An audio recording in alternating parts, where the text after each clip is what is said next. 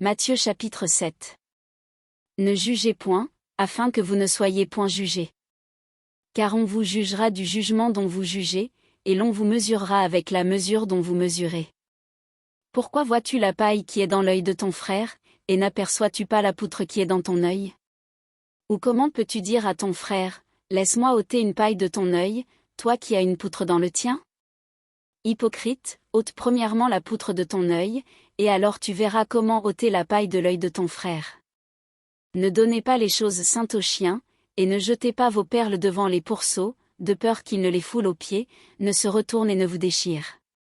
Demandez, et l'on vous donnera, cherchez, et vous trouverez, frappez, et l'on vous ouvrira. Car quiconque demande reçoit, celui qui cherche trouve, et l'on ouvre à celui qui frappe. Lequel de vous donnera une pierre à son fils, s'il lui demande du pain? Ou, s'il demande un poisson, lui donnera-t-il un serpent? Si donc, méchants comme vous l'êtes, vous savez donner de bonnes choses à vos enfants, à combien plus forte raison votre Père qui est dans les cieux donnera-t-il de bonnes choses à ceux qui les lui demandent? Tout ce que vous voulez que les hommes fassent pour vous, faites-le de même pour eux, car c'est la loi et les prophètes. Entrez par la porte étroite.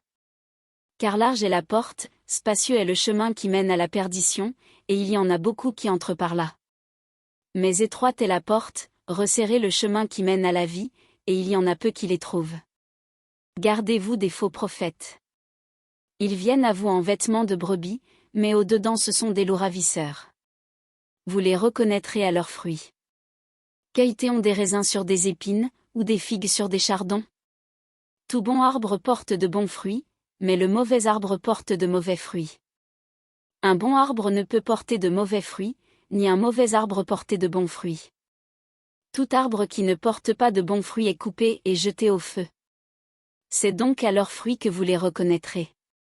Ceux qui me disent, Seigneur, Seigneur, n'entreront pas tous dans le royaume des cieux, mais celui-là seul qui fait la volonté de mon Père qui est dans les cieux. Plusieurs me diront en ce jour-là, Seigneur, Seigneur, n'avons-nous pas prophétisé par ton nom? N'avons-nous pas chassé des démons par ton nom? Et n'avons-nous pas fait beaucoup de miracles par ton nom? Alors je leur dirai ouvertement, je ne vous ai jamais connus, retirez-vous de moi, vous qui commettez l'iniquité. C'est pourquoi, quiconque entend ces paroles que je dis et les met en pratique, sera semblable à un homme prudent qui a bâti sa maison sur le roc.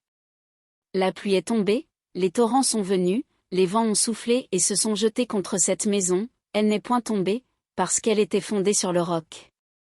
Mais quiconque entend ces paroles que je dis, et ne les met pas en pratique, sera semblable à un homme insensé qui a bâti sa maison sur le sable. La pluie est tombée, les torrents sont venus, les vents ont soufflé et ont battu cette maison, elle est tombée, et sa ruine a été grande. Après que Jésus eut achevé ses discours, la foule fut frappée de sa doctrine. Car il enseignait comme ayant autorité, et non pas comme leurs scribes.